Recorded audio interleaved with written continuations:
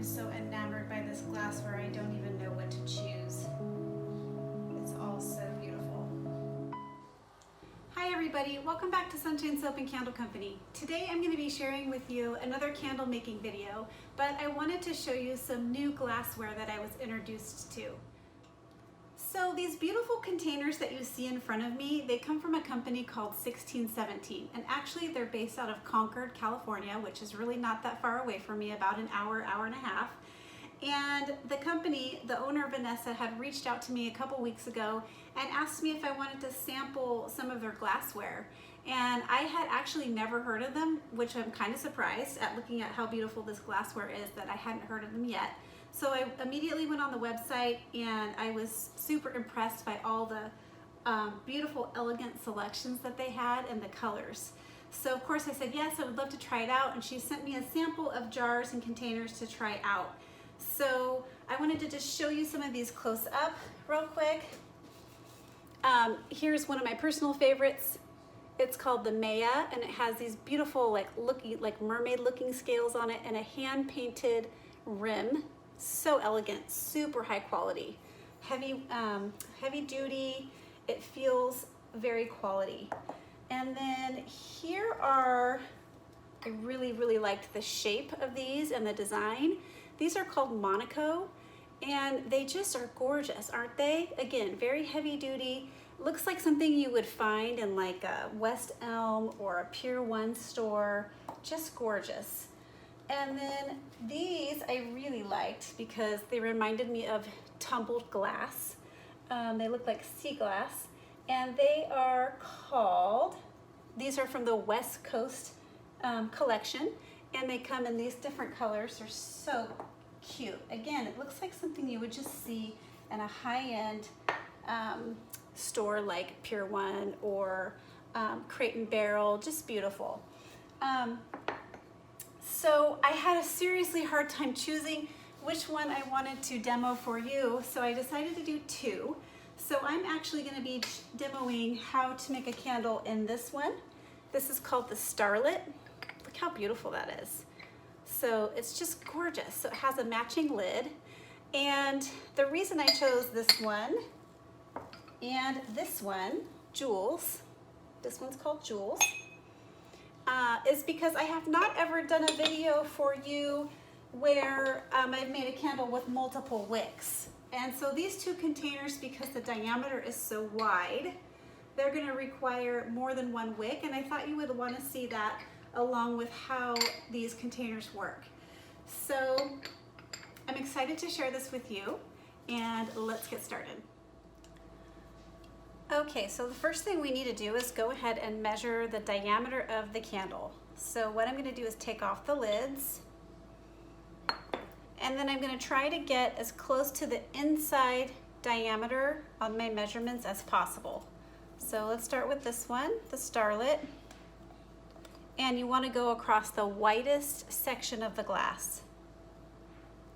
So this one is a little over 3, let me see, and get that lined up. The widest part is a little over 3.5. It's about 3 3/4. So I'm gonna just write that on a sticky note. 3 3/4 inches for this one. And then this one, the Jules,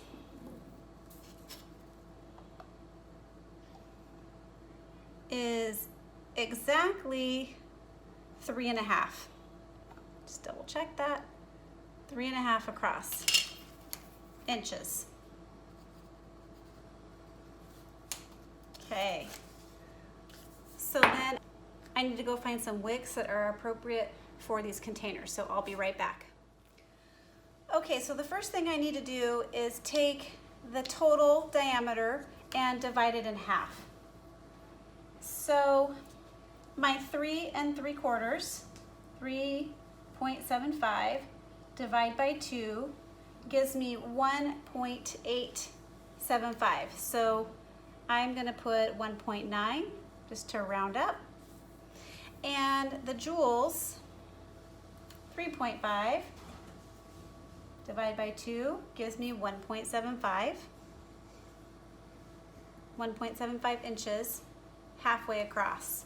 So I need to find some wicks that are good for maybe 1.5 to 2 inch in diameter, and then we choose 2 of those.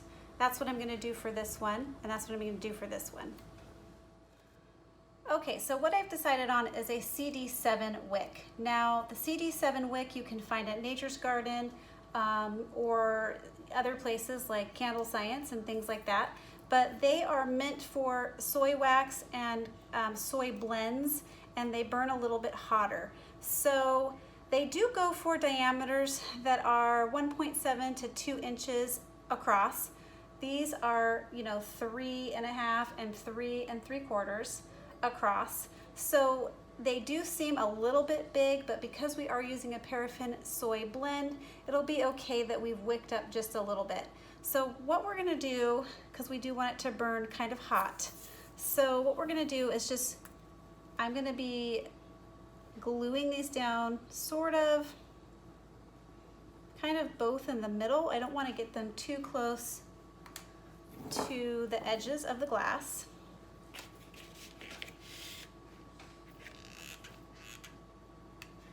And I'm just using a hot glue that is meant for high heat. You want to make sure your glue gun and your hot glue is, if you're using this method and you're not sticking it down with a wick sticker, is made for high heat so it sticks to the glass. If you don't do that, your wick will not stick to the glass. And then I'm just going to put the other one kind of right next to it. I'll show you after I get it glued down what that looks like.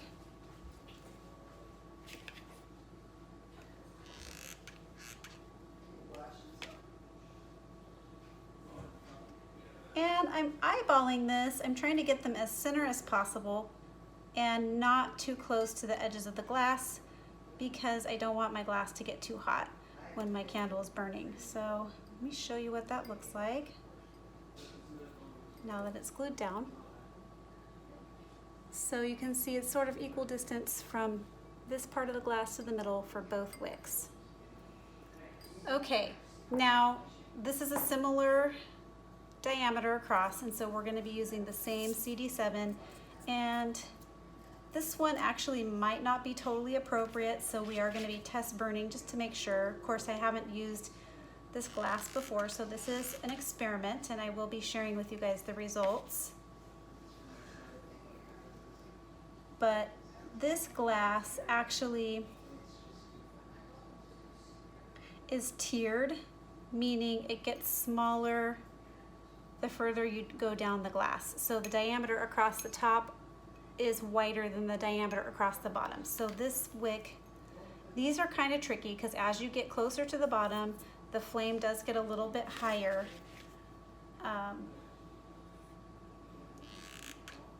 Because you have to wick according to the largest part of the glass, the largest diameter. Okay.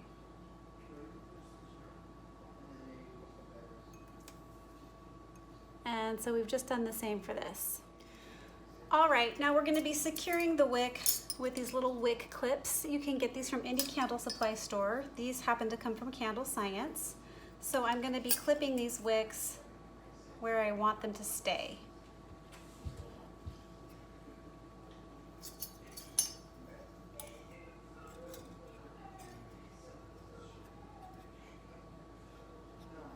Okay.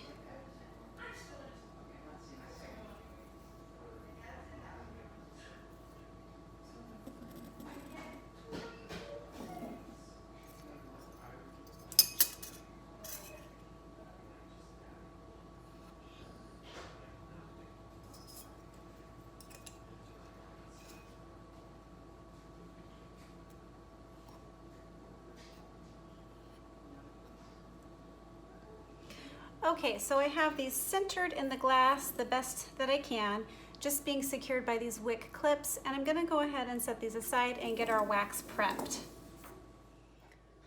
All right, so we are using Joy Wax, which is a paraffin and soy blend, and it comes from Nature's Garden. You guys know this is one of my favorite waxes to use. I don't know the exact ratio of the paraffin and soy blend because that is proprietary, but you do know that I love this wax. I love the way it performs. Now, usually I would be melting this down in my big roasting pot, but because I'm only working with about 1.5 pounds of wax, I'm just gonna put it over direct heat on super low, and just watch it melt down very carefully. And I'm going to heat this wax up to 200 degrees.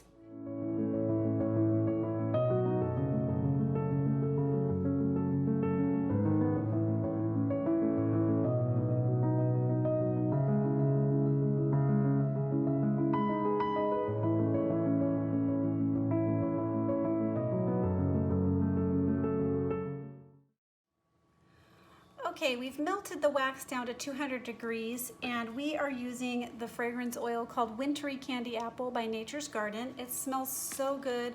I'm actually going to be using this for my fall fragrance, one of my fall fragrances, because I associate apples and candy apples with fall. So even though it's called Wintry Candy Apple, I think it smells very much like a fall time fragrance.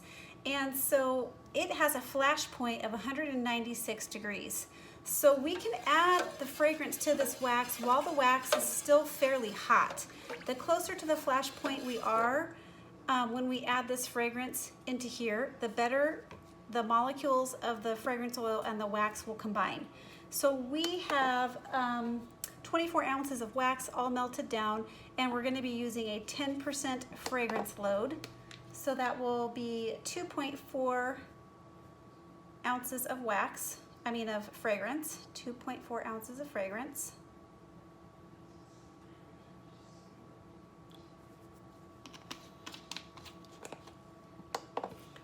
And we're just going to add it directly to the wax. Now my wax is sitting at 183.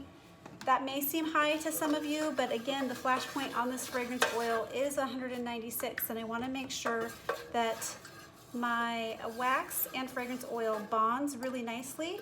It's going to give you a better scent throw on your candle.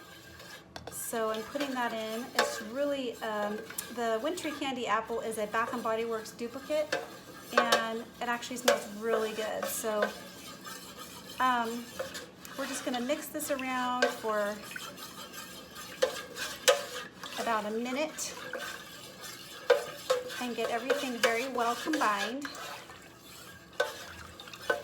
And you've noticed that I have not added any color to this. I just want the wax to be plain white because I am using that blue glass, and I don't want any color interfering with that blue glass.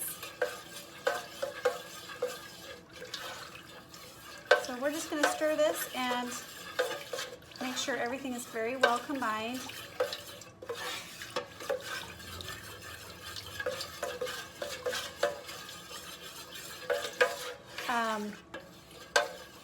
I keep meaning to try and experiment with some sort of coconut wax or coconut blend, and everywhere I look, it's always out of stock. So hopefully soon I will have some coconut wax to experiment with and to share with you guys.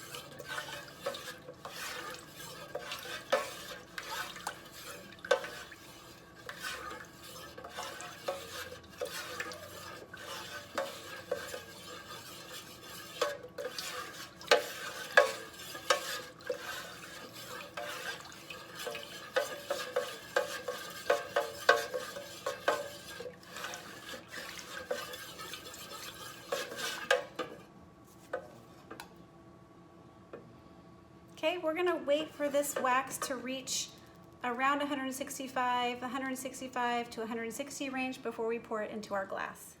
Okay, so the wax has reached 163, so we're in a perfect range for pouring. I'm just gonna give it one last stir.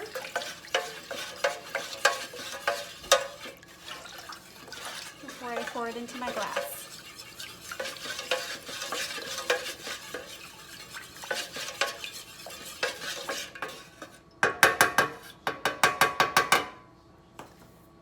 Okay, so this can be a bit tricky because you don't want to disturb the wicks while you're pouring. So you can do a couple of things here. I'm going to try to squeeze in the space between this bar and the wall, but you could also move these apart while you're pouring and then push them back. But this is how I'm going to do it.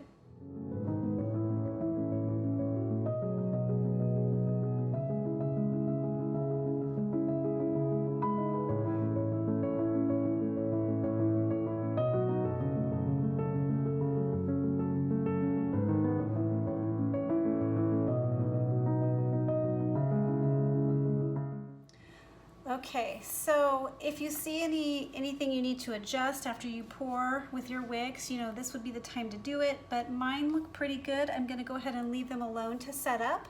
And assuming that everything works out on my test burn, I will be sharing the full written tutorial and my recipe here on my Patreon campaign. So I'm gonna be right back after this sets up to show you how it burns. Okay everybody, these candles have set up and they've cured and we're getting ready to test burn. So I just wanted to show you what they look like. Thought they turned out really pretty. As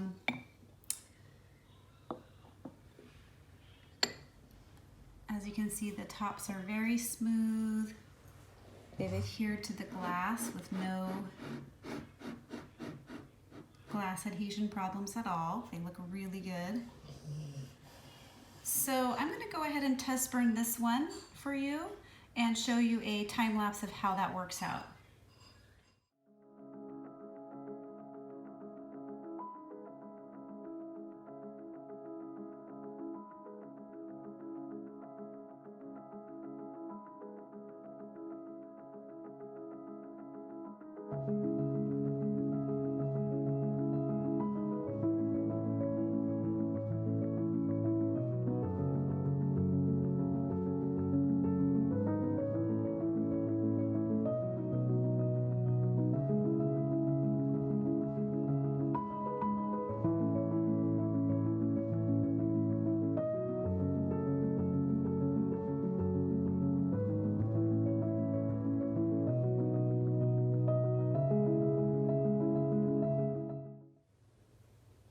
Everybody, I just wanted to give you an update. The candle has been burning for a little over 2 hours. As you can see, the melt pool is a little less than ½ an inch here, and it has reached all the way to the edges of the glass, the melt pool. It smells amazing and looks gorgeous. So I also wanted to show you that I lit this one at the same time and I'm having similar results. So I will be posting this recipe and written tutorial onto my Patreon campaign. So if you're interested in that, head on over there and check it out. I'll also be linking website 1617 into the description box along with all of their social medias because they offer some really good tips and tricks on how to package and label these, and also where you can get boxes to put your personal branding before you send them out to customers. These would also make amazing Christmas gifts. So I am overall very, very pleased, love the quality. So that's it for today. If you liked this video, please remember to comment, like, subscribe, share with your friends. Catch you on the next video.